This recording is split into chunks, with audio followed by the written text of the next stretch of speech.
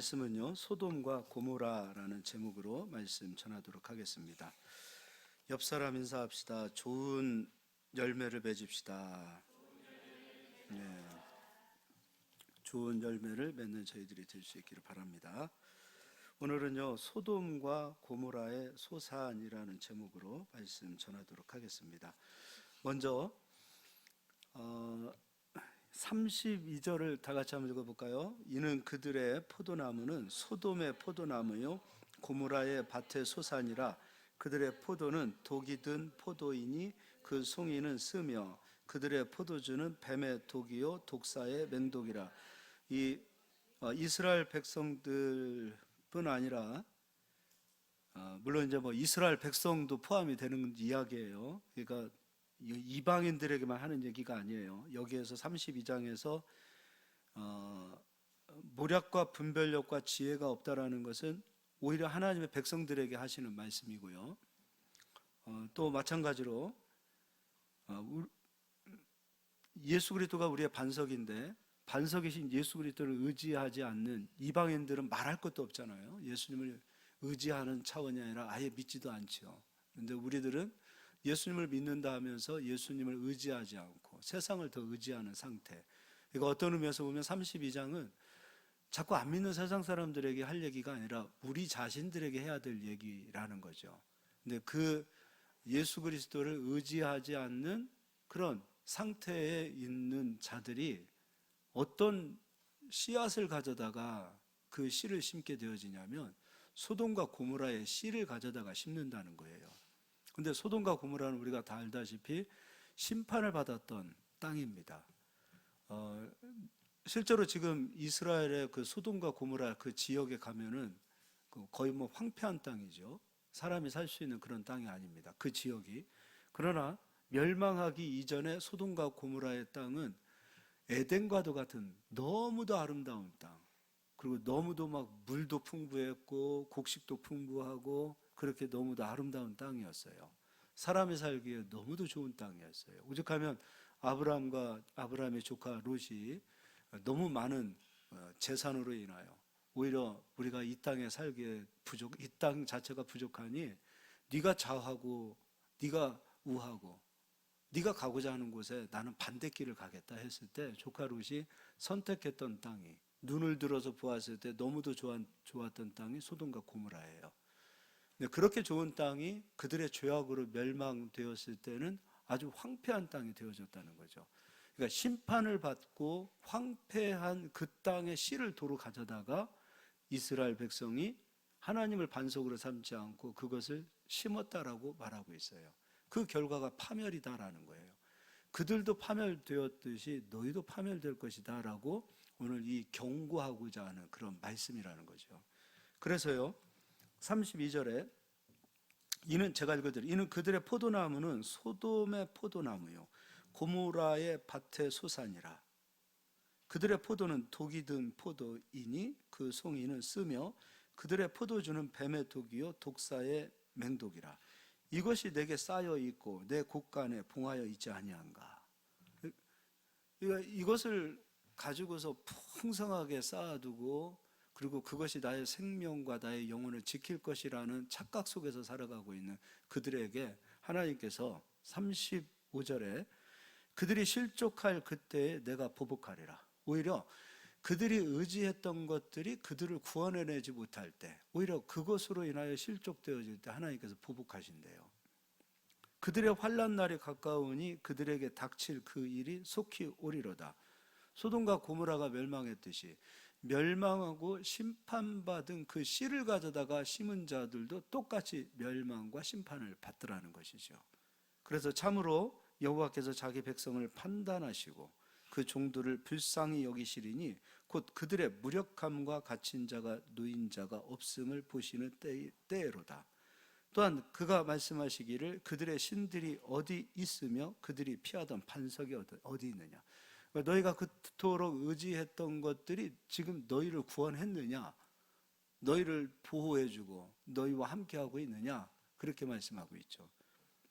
그들의 재물에 기름을 붓고 그들의 전제의 재물인 포도주를 마시던 자들이 일어나 너희를 돕게 하고 너희를 위해 피난처가 되게 하라. 이제는 나 곧 내가 그인 줄 알라. 나 외에는 신이 없도다. 나는 죽이기도 하며 살리기도 하며 상하게도 하며 낫게도 하나니 내 손에서 능히 빼앗을 자가 없도다. 언제 그들이 알게 되는가? 파멸되어졌을 때 비로소 하나님이 우리의 신이었구나. 우리가 의지해야 될 분이 곧 예수 그리스도이셨구나. 그리스도는 반석이라고 그랬죠. 아, 예수가 반석이셨구나. 근데 그것을 깨달을 때가 언제냐면 파멸하고 난 뒤에 깨닫더라는 것이죠. 파멸 뒤에. 이제 좀 예를 들어서 몇 사람 좀 찾아서 보도록 하겠습니다. 역대하 33장을 좀 가서 보겠습니다. 역대하 33장입니다. 33장. 이스라엘, 북이스라엘과 남유다죠. 남유다. 다윗의 혈통을 이어서 왕을 이어가던 그 왕들 가운데 최고로 악한 왕이 있다면 므낫세입니다. 이 므낫세의 악행으로 인하여 결국은 하나님께서 이스라엘을, 남유다를 심판하기로 아예 하나님께서 작정을 하셨어요. 다림줄을 놓으셨을 때 므낫세의 죄악으로 인하여 하나님께서 얘는 안 되겠다. 이스라엘 정말 안 되겠다. 그래서 파멸로 아예 심판하기로 작정을 하셨어요. 그때 의인이 나타난다 하더라도 하나님께서는 아니야. 내가 의인을 먼저 불러서 데리고 간다 한들 이스라엘은 내가 작정하고 심판하리라. 의인이 와서 강구해도 하나님은 안 된다고 말씀하셨어요. 그만큼 므낫세의 죄악은 너무도 하나님의 마음을 아프게 했던 상황이었습니다. 근데 이 므낫세가요, 언제 하나님 인정하냐면, 므낫세의 죄악을 한 몇 가지만 보자고요. 5절입니다. 또 여호와의 전 두 마당에 하늘의 1월 성신을 위하여 제단들을 쌓고 하나님의 성전에 해와 달과 별들을 향한 제단을 쌓았습니다. 또 6절, 또 흰놈의 아들 골짜기에서 그의 아들들을 불 가운데로 지나가게 하며 몰렉에게 자기의 아들들을 제물로 바쳐버립니다. 또 점치며 사술과 요술을 행하며 신접한 자와 박수를 신임하여 무당들을 신임합니다. 신뢰합니다. 여호와 보시기에 악을 많이 행하여 여호와를 진노하게 하였으며, 이건 일부분이에요. 이건 일부분이에요. 그때 하나님께서요, 이제 11절입니다. 10절, 여호와께서 므낫세와 그의 백성에게 이르셨으나 그들이 듣지 아니하므로 여호와께서 아수르 왕의 군대 지휘관들이 와서 치게 하시매 그들이 므낫세를 사로잡고 쇠사슬로 결박하여 바벨론으로 끌고 간지라.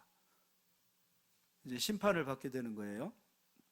12절, 그가 환난을 당하여 그의 하나님 여호와께 간구하고 그의 조상들의 하나님 앞에 크게 겸손하여.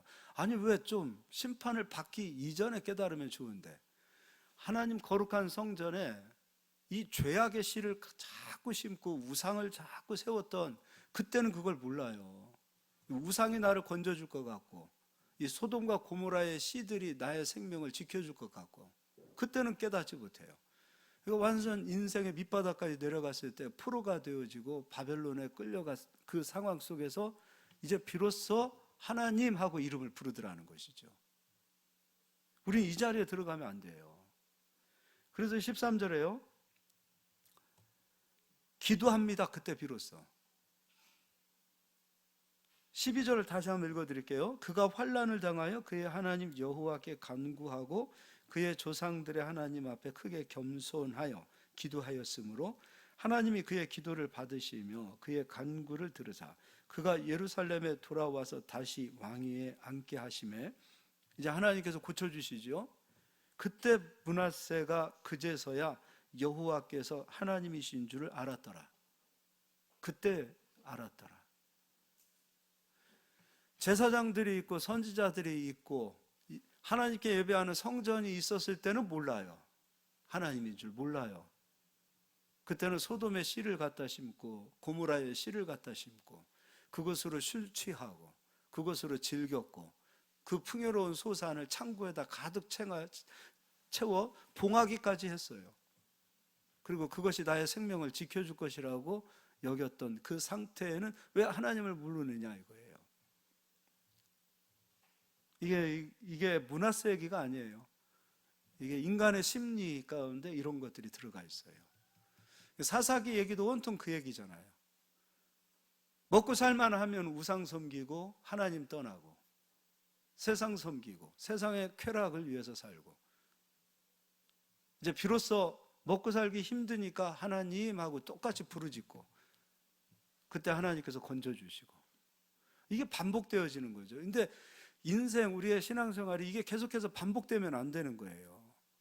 결단하고 우리의 삶 가운데에서 고난이 있을 때 하나님을 부르고 찾는 것이 아니라 지금 하나님의 말씀을 듣고 하나님을 찾는 자들이 되어야 돼요.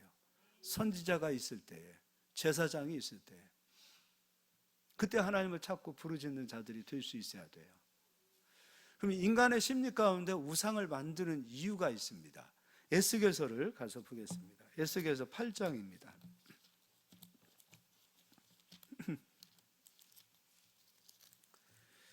에스겔서 8장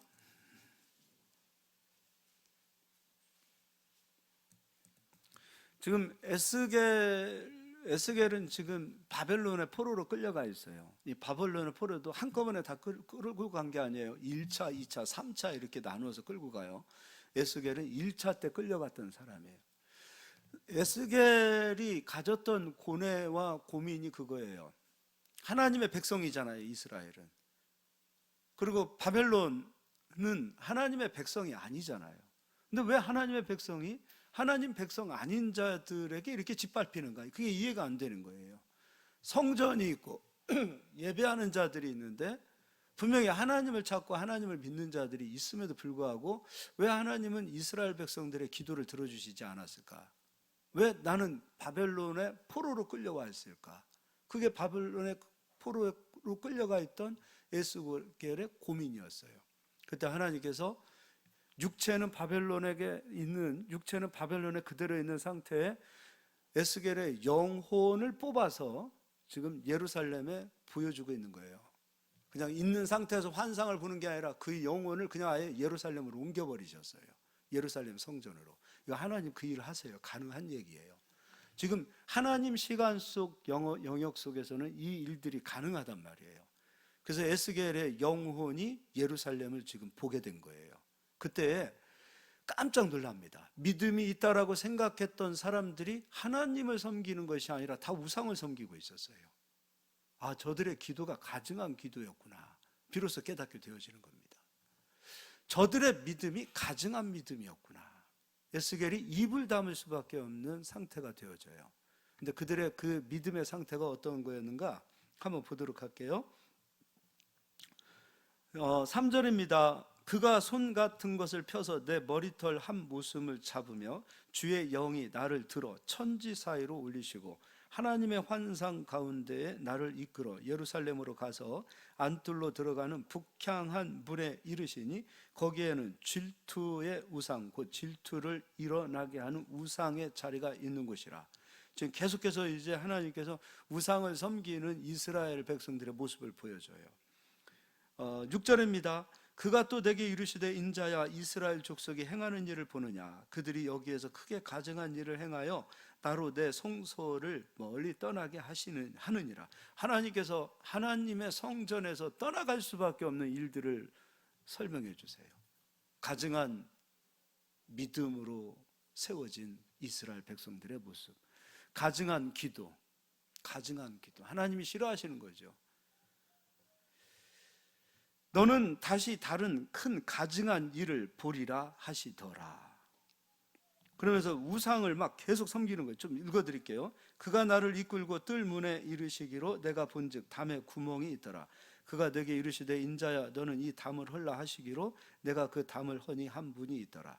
또 내게 이르시되 들어가서 그들이 거기에서 행하는 가증하고 악한 일을 보라 하시기로 내가 들어가 보니 각양 곤충과 가증한 짐승과 이스라엘 족속의 모든 우상을 그 사방 벽에 그렸고 지금 엉뚱한 데다 그리는 것이 아니라 하나님 성전에 그리고 있는 거예요. 그리고 11절 이스라엘 족속의 장로 중 70명이 그 앞에 섰으며 사반의 아들 야하샤냐도 그 가운데에 섰고 각기 손에 향로를 들었는데 향연이 구름같이 오르더라. 믿음의 본을 보였다라고 생각하는 이스라엘의 장로들까지도 타락해버렸어요. 지금 하나님께 기도하지 않아요. 그들이 향로를 들었어요. 향연이 막 구름같이 피어올라요. 이거를 분별하지 못하고 보면은 저 사람들 기도하는 사람이다 라고 우리가 다 착각할 수 있을 거예요. 근데 그들은요 하나님께 기도하지 않아요. 그 뒤에 12절 또 내게 이르시되 인자야 이스라엘 족속의 장로들이 각각 그 우상의 방한 어두운 가운데서 행하는 것을 내가 보았느냐. 그들이 이르기를 여호와께서 자 왜 우상을 섬기고 왜 하나님께 온전한 기도를 하지 않는가. 마음 중심에 이런 심리가 있어요. 여호와께서 하나님 탓하는 거예요. 우리를 보지 아니하시며 여호와께서 이 땅을 버리셨다 하느니라. 야, 우리가 하나님께 기도해도 하나님은 기도 응답 안 하시더라. 자기가 가증한 믿음을 가지고 있는 것은 생각하지 못하고, 가증한 믿음에는 하나님은 역사하실 수 없어요. 응답하시지 않아요. 자기가 지금 어떤 믿음, 어떠한 행실을 하고 있는지는 생각하지 않고 우리가 기도했는데 하나님이 응답하시지 않네? 그럼 굳이 하나님 앞에 응답할 필요가 있어? 므낫세처럼. 므낫세도요? 야, 우리나라보다도 쟤들 나라가 너무 강성한데 쟤들이 강성한 이유는 쟤들이 섬기는 신 때문이 아니냐 해서 그 신들을 예루살렘 성전에 가지고 와요. 그러니까 나라가 강성하고 개인적으로 보았을 때 야, 우리 예수 믿는 사람보다 저 사람이 더 잘 살고 잘 먹고 저 사람이 더 복되게 사는 것 같아. 그러면은 그 사람이 믿는 신이 진짜 신 아니냐 이렇게 생각하는 거예요. 우리 예수 믿는 사람들이 여러분 안 믿는 사람들 굉장히 부러워하는 거 많죠. 안 믿는 사람들 부러워하죠. 우리보다 좋은 차 타고 좋은 집 살고 집안도 번성해. 믿지도 않는데 시험만 보면 사법고시에 합격하고 의사가 나오고 막 교수가 몇 명이고 근데 또 장수해요. 또 오래 살아요. 덕망이 있어요. 정치하면은 막 정치도 잘 돼. 우리 그런 거 은근 부러워하잖아요. 근데 우리 예수 믿는 사람들은 왜 이렇게 하는 것마다 안 되지? 이런 생각을 가진 때에 내 마음속에 지금 이스라엘의 장로와 같은 그 마음의 상태를 가지고 은근 가증한 기도를 하나님께 올릴 수 있다는 거예요.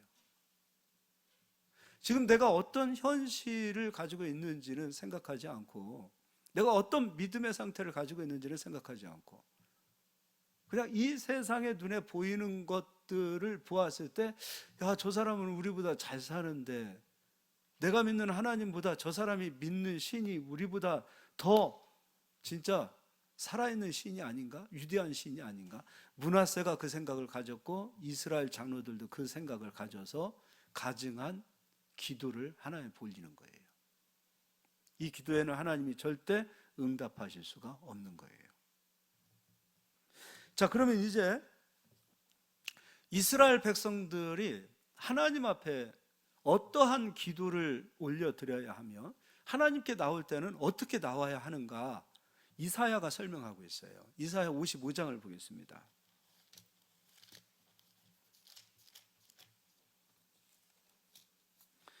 이사야 55장 6절입니다. 너희는 여호와를 만날 만한 때에 찾으라.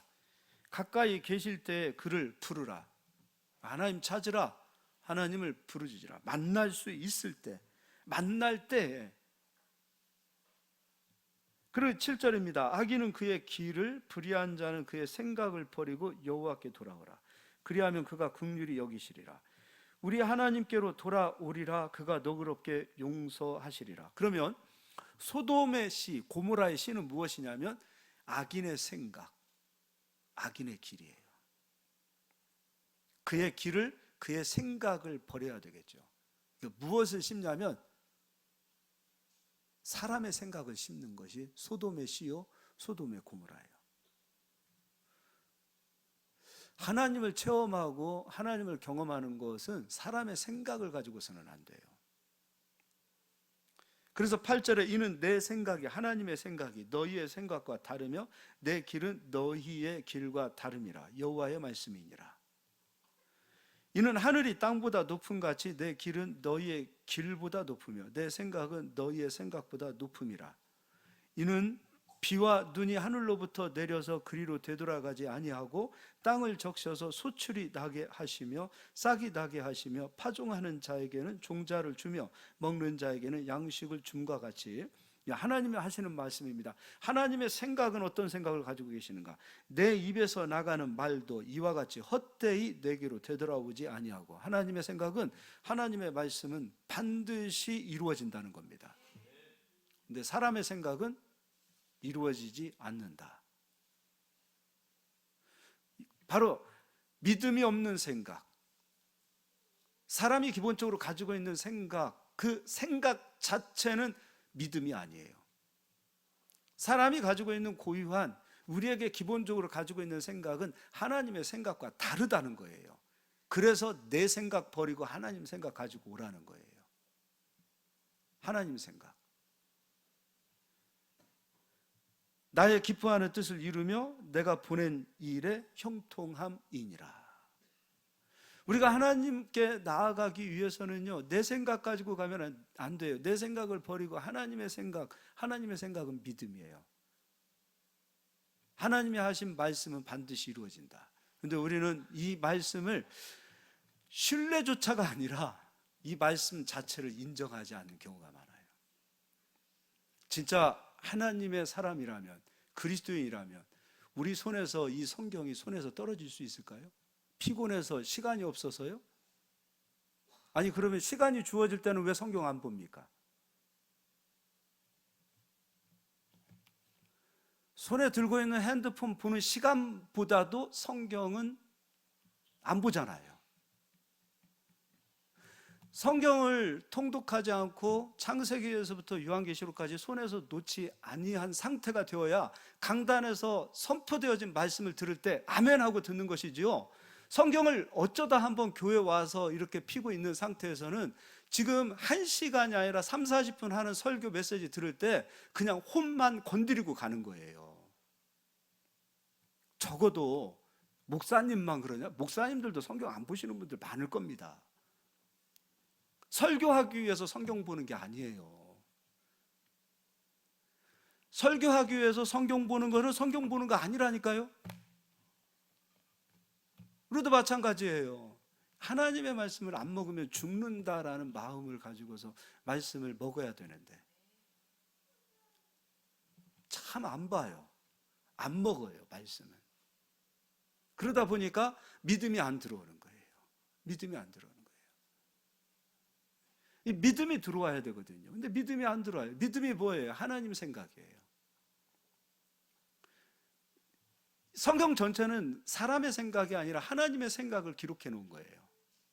땅의 역사를 기록해 놓은 것 같지만 이 안에서는 하나님이 어떻게 일하셨고 하나님이 앞으로 어떻게 일하실 것이며 하나님께서 어떻게 역사하실 것이라는 온통 하나님의 생각을 다 기록해 놓은 것이 성경이란 말이에요. 근데 이 성경을 놔버리고 말씀을 안 듣게 되어지면 어떤 생각까지냐면 사람의 생각 가지고 살 수밖에 없는 거예요. 자기 생각만 알고 있는데 하나님의 생각을 모르는데 내 생각이 옳다 생각하고 그 생각을 주장하고 살아가게 되어질 텐데 그럼 갈수록 원수되는 거 아니에요.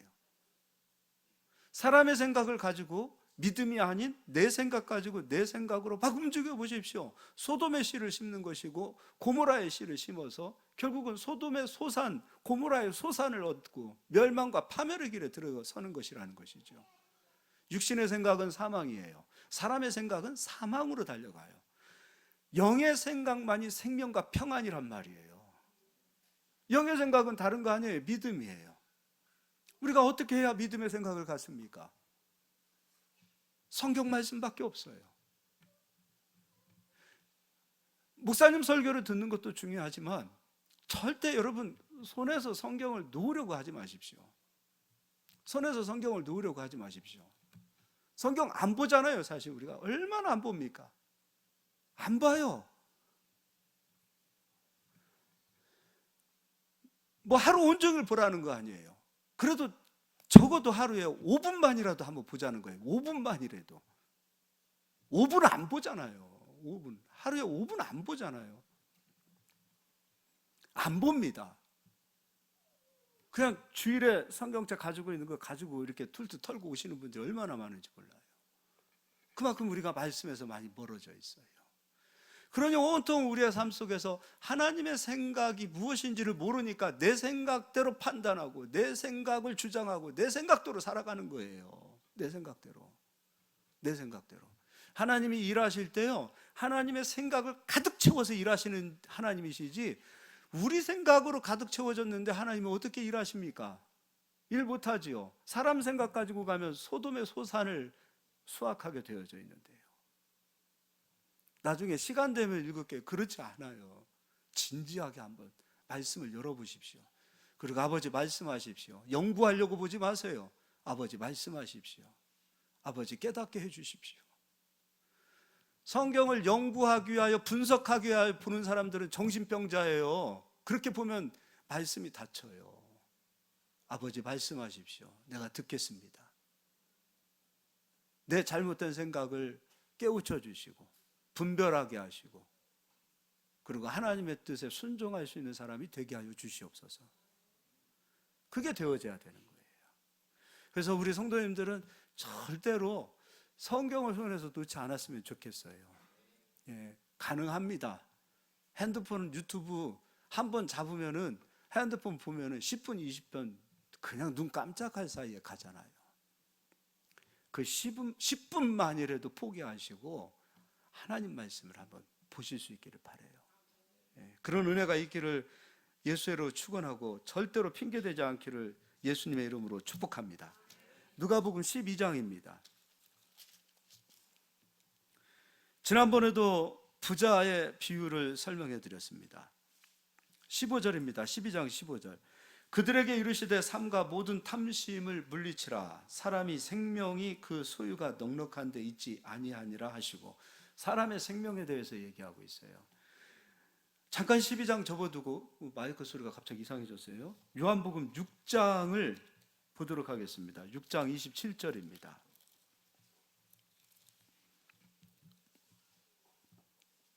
썩을 양식을 위하여 일하지 말고 영생하도록 있는 양식을 위하여 하라. 이 양식은 인자가 너희에게 주리니 인자는 아버지 하나님께서 인치신 자니라. 썩을 양식을 위하여 일하지 마라. 영생하도록 있는 양식을 위하여 하라. 이렇게 말씀하고 있어요. 오늘 여기 부자는 썩을 양식을 구하는 자였어요. 우리가 반석 이렇게 얘기하니까 우리 예수 믿는 사람들은 집에다가 불상 차리는 사람도 없을 거예요. 뭐 이렇게 뭐 부적 같은 거 가지고 다니는 사람도 없을 거라고 봅니다. 근데 실질적으로 예수님 믿는 사람들이 진짜 하나님보다 의지하는 게 뭐냐라고 물어보면 우리 속이지 말자고요. 사실 돈을 더 의지합니다. 돈을 더 의지해요. 옛날 장한 목사님이 그랬어요. 성도에게 있어서 제일 어려운 게 무엇인가? 돈이다. 웨슬레도 그 얘기했어요. 지갑이 회개하지 않는 사람은 회개하지 않은 것이다. 그만큼 끝까지 회개하기가 어려운 것이 무엇이냐면 바로 지갑입니다. 돈입니다. 이 세상을 살아가는 이 세상의 생명은 돈이 되었습니다. 돈은 우리에게 풍요를 가져옵니다. 돈은 우리에게 자신감을 줍니다. 돈은 우리의 신분을 상승하게 합니다.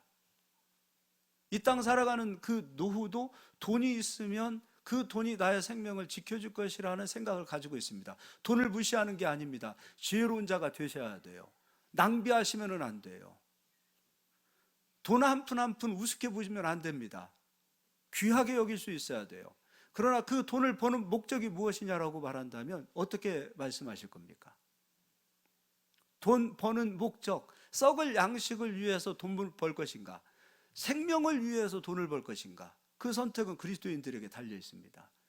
그게 되지 않으면 돈이 반석이 되어지고 우상이 되어지고 하나님보다도 돈을 더 신뢰하는 자가 되어질 수 있다는 것입니다.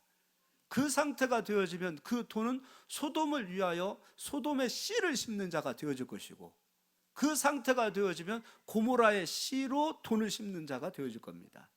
오늘 여기 부자가 그런 생각을 가지고 있어요. 이 돈이 내 생명을 지켜줄 것이다. 이 돈이 나의 반석이다. 라고 판단하고 돈을 모으기 시작합니다. 그럼 요한복음 6장의 말씀대로라면 그는 썩을 양식을 위하여 돈을 모으는 자가 되었습니다. 웨슬레도 그 얘기해요. 경제적인 이 경제관이 있어야 돼요. 그리스도인들에게 있어서는. 돈 함부로 쓰는 사람이 되어서는 안 되겠죠. 그리고 돈을 버는 목적이 분명해야 되겠죠. 돈이 우리에게서 어떤 가치가 있는지를 깨달아야 되겠죠. 이게 되어져야 돼요. 예수 믿는 사람들은 함부로 돈 쓰는 사람도 안 되고요. 돈을 벌어야 될 분명한 목적과 의식을 가지고 돈을 벌어야 돼요. 생명을 위해서, 하나님 나라를 위해서, 사람 살리기 위해서. 그런 목적으로 돈이 필요하다는 것을 꼭 기억하셨으면 좋겠어요. 여러분, 언더우드 선교사가 선교를 그렇게 잘할 수 있었던 것은 그 당시에 언더우드 타자기 그 형제가 대기업 사장님이셨어요. 그 타자기를 개발했어요. 그래서 마음껏 후원한 거예요. 그래서 이 땅에 병원이 세워지고 학교가 세워진 돈도 다 그런 목적으로 온 거예요. 근데 그 사람들이 돈 버는 목적은 하나님 나라 살리기 위해서 돈 벌려고 했어요. 한 사람은 그렇게 하나님 나라 복음을 가지고 갔고 마음껏 복음 가지고 일할 수 있도록 그렇게 돈을 벌어서 후원했던 것을 보게 됩니다.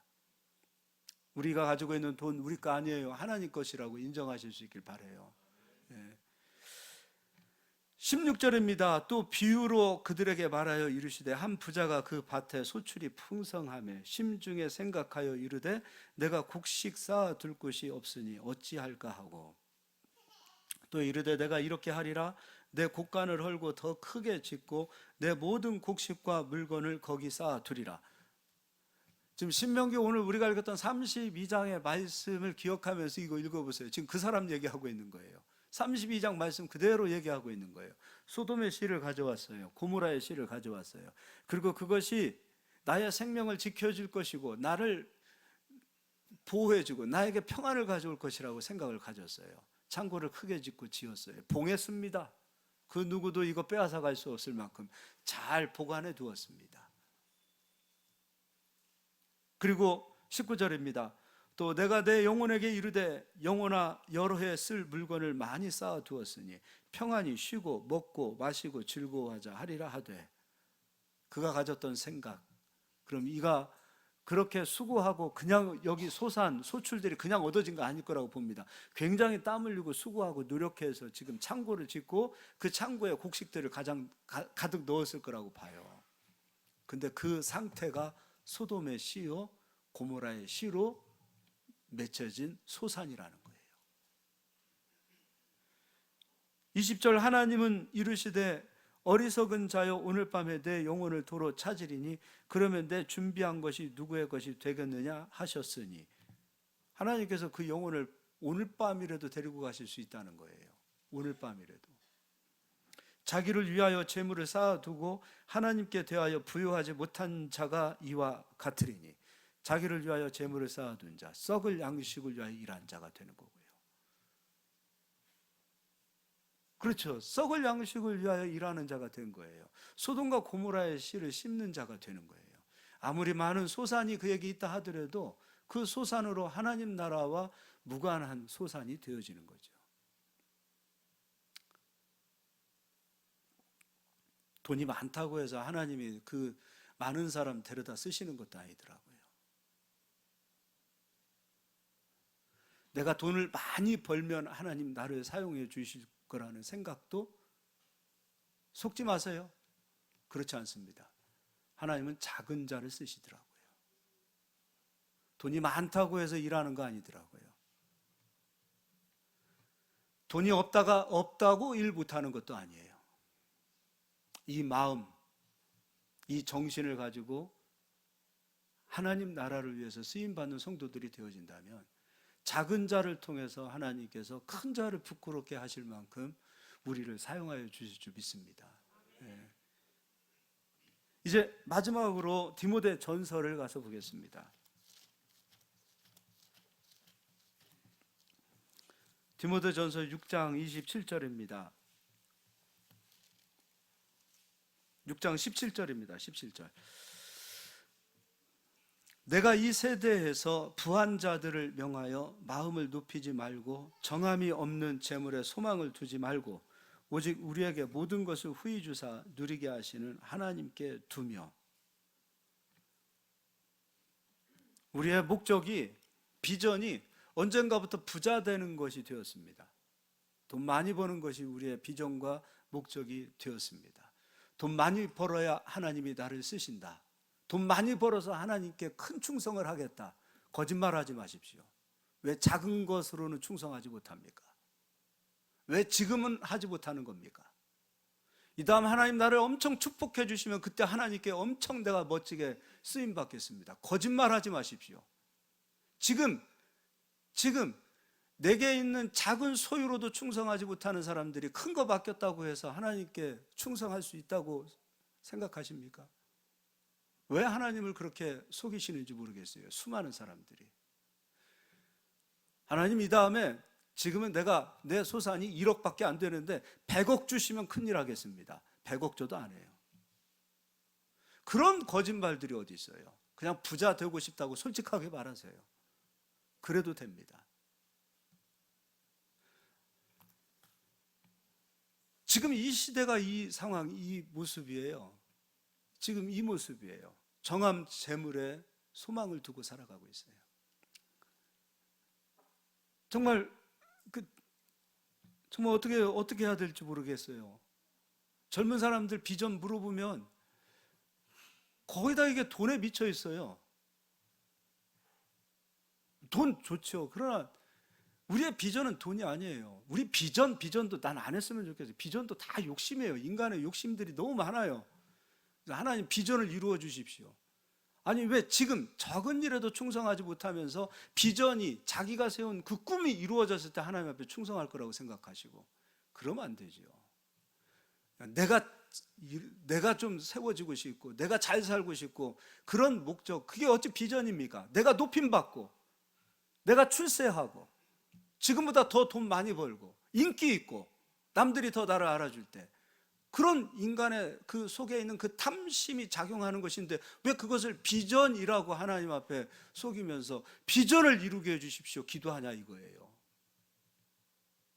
주신 이도 하나님, 거두시는 이도 하나님. 가라 하면 아멘, 거두시면 아멘. 그냥 모든 것이 주의 뜻입니다 라고 가야 되는 거 아니에요. 진짜 우리가 하나님 앞에서 해야 될 기도는 우리의 비전과 우리의 목표를 이루게 해주십시오가 아니라 말씀하십시오. 내 뜻과 내 생각을 포기하고 주님 말씀에 순종하고 걷겠습니다. 이게 기도예요. 그게 안 되니까 하나님 앞에 기도하는 거예요. 내 생각이 너무 앞장서서 하나님 앞에 무릎 꿇고 하나님 내 생각을 버리게 해주십시오라고 기도해야 되는 거예요. 이게 기도예요. 우리 오늘 모든 성도님들, 우리 젊으신 분들도 말로는 비전 좋지요. 누구를 위한 비전이냐 이거예요. 가증한 비전 갖지 않았으면 좋겠어요. 좀 무명하면 어떻습니까? 좀 남들이 안 알아주면 어떻습니까? 좀 고독하면 어떻습니까? 그리스도를 잃어버리지 않고 그리스도를 붙잡고 가는 것이 가장 큰 축복이라고 말하고 있잖아요. 좀 못 살면 좀 어떻습니까? 기죽지 마십시오. 좀 고생 좀 하면 좀 어떻습니까? 그래서 허황된 꿈을 좀 버리시고요. 하나님 앞에서 내가 지금 이 순간 하나님 앞에서 어떠한 충성을 할 것인가에 대한 고민을 하시고 그렇게 순종해 나갈 수 있는 저희들이 되었으면 좋겠어요. 오늘 이건 우리에게 하는 말씀 같아요. 이 시대 2000년 전에 기록되어진 이 말씀이 지금 이 시대 우리에게 너무나 하는 말 같아요. 다 온통 돈에 미쳐 있어요. 온통. 아니 외제차 타는 게 비전 아니잖아요. 좀 안 타면 좀 어때요? 또 타면 좀 어때요? 탈 수 있으면 타고 안 타면 안 타면 되는 거고. 왜 그런 것들이 우리의 비전이 되고, 출세하는 게 비전이 되어버렸고 성공하는 것이 비전이 되어버리고 돈 없으면 못 사는 그런 어떤 돈 하는 그런 우리의 그 모습들이 얼마나 많이 있습니까? 좀 마음을 좀 넓혀서 진짜 우리가 왜 돈을 벌어야 하는지, 왜 우리가 수고하고 땀 흘려야 되는지 목표와 그 의식이 분명했으면 좋겠어요. 우리는 비전을 버리시고요, 지금 충성하겠습니다, 순종하겠습니다, 이 자세로 가보십시오. 적은 일에 충성한 자에게 많은 것을 맡기시는 하나님이시지, 적은 것에 충성도 하지 않은 사람이 많은 것을 꿈꾸고 가졌다고 해서 역사하시는 분이 아니세요. 제가 대학원 처음 들어갔을 때 오리엔테이션이라는 것을 해요. 우리 전도사님들끼리 모여요. 그룹을 져서 서로 10명씩 손잡고 기도해요. 그래서 우리 들어오니까 얼마나 좋습니까? 이제 목회하려고 전도사님들 들어왔어요. 서로 기도 제목들 나눠요. 비전들을 나눠요. 다 만명교회예요. 만명교회. 그 비전대로라면 성결교는 지금 난리 났을 겁니다. 다 만명교회예요. 아니, 하나님이 언제 우리를 불러서 만명교회 세우려고 우리를 부르셨어요? 그게 우리 비전입니까? 하나님 비전이 우리를 만명교회 세우는 만명교회 목사 만드는 것이 그게 하나님의 비전인가요? 다 만명교회예요. 다 만명교회. 비전이 잘못됐어요. 비전이. 꿈이 잘못됐어요. 만명교회 좋지요. 만명교회 해보십시오. 성도들이 우러러 보지요. 만명교회만 돼도 성도님들하고 같이 식사도 못한다 그러더라고요. 순번 타서 비서관 해가지고 회장님 만나는 것보다도 더 어렵다 그러더라고요. 좋지요, 세상으로부터. 근데 이런 것들이 비전이 아니잖아요. 예수님은 낮은 곳으로 가셨잖아요. 낮은 곳으로 오셨잖아요. 가장 비참하게 우리를 섬겨주셨잖아요. 왜 그게 비전이라는 생각을 못 갖는지 모르겠어요. 더 낮은 곳으로 가야죠. 낮은 곳으로. 더 낮은 곳으로. 우리가 높여질만 하면, 교만해질만 하면 하나님 나를 좀 낮춰주세요. 우리는 다 교만 덩어리들이에요. 그때 하나님께서 좀 낮춰주셔야 돼요. 안 그러면 우리는 스스로 막 교만해지려고 그래요. 그런 기도를 해야 돼요. 하나님, 나도 모르게 내가 자고해지고 교만해지고, 나도 모르게 세상적 자신감으로 이 어깨가 팍 펴있는 그런 모습들이 있으면 하나님 좀 수그러뜨려 주십시오. 나를 좀 깨트려 주십시오. 나를 좀 만져 주십시오. 그래서 깨닫게 하셔서 겸손한 자리로 내려가게 해주십시오. 이게 비전 아닙니까? 이런 기도를 드려야 되지 않겠습니까? 아멘 소리가 없어요. 예. 막 여러분 막 만명교회 하시고 막 100억을 버시고 이러면 다 아멘 하려나? 그러지 말자고요. 그러지 말자고. 우리 참 부끄러워요. 부끄러워요.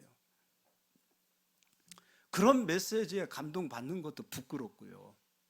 그것이 비전인 줄 알고 막 가슴에 막 불 붙여서 사는 그것도 부끄러운 거고요. 작은 일에 충성할 수 있는 저희들이 되실 수 있어야 돼요.